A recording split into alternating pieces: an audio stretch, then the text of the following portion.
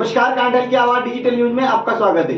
प्रतापगढ़ जिले के उपखंड मुख्यालय पीपलपुर क्षेत्र में दो ममेरी बहनों की दुखद आत्महत्या के मामले में सांसद कनकमल कटारा के नेतृत्व में भाजपा कार्यकर्ताओं द्वारा अनिश्चितकालीन धरना प्रदर्शन शुरू किया गया है। यहाँ पर पीड़ित परिवार को न्याय दिलाने व अपराधियों को सख्त से सख्त सजा दिलाने एवं आर्थिक सहायता देने व पीड़ित परिवार के एक व्यक्ति को सरकारी नौकरी देने व थाना पीपलपुर में रिपोर्ट देने के बाद भी कार्रवाई नहीं होने पर यहाँ पर धरना प्रदर्शन शुरू किया गया है। और इस धरना प्रदर्शन में पूर्व सांसद मानशंकर नीनामा, विधायक हरेंद्र नीनामा, खेत सिंह हंसराज सहित कई भाजपा पदाधिकारी एवं कार्यकर्ता मौजूद हैं और यहाँ पर धरना प्रदर्शन किया जा रहा है।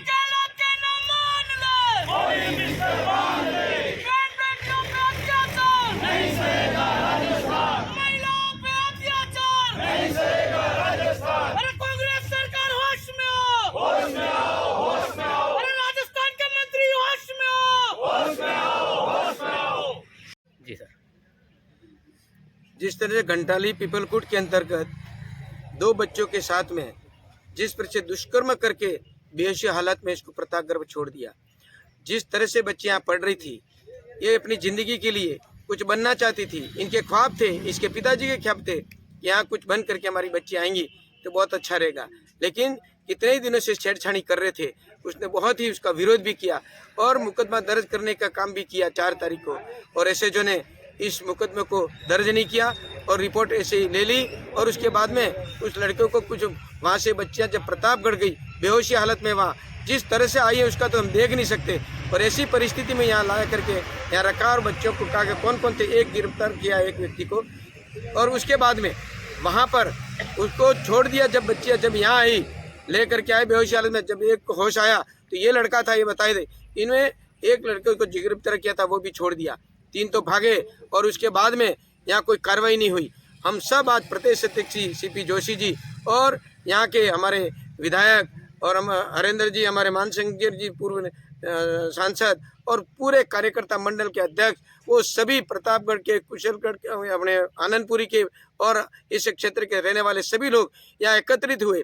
वाकई में इस स्थिति में तो ये सहन नहीं किया जा सकता। ऐसी कई घटना राजस्थान में देखते थे अखबारों में, लेकिन अब तो प्रत्यक्ष हमने यहाँ देखी है और इसलिए बर्दाश्त नहीं किया जाएगा। यहाँ पर मांग ये रखी है कि जो बच्चे हैं इनको 1 करोड़ रुपयों का, इनको 1-1 करोड़ का, दोनों को 1-1 करोड़ का मुआवजा दिया जाए और इस परिवार से किसी एक को नौकरी दी जाए।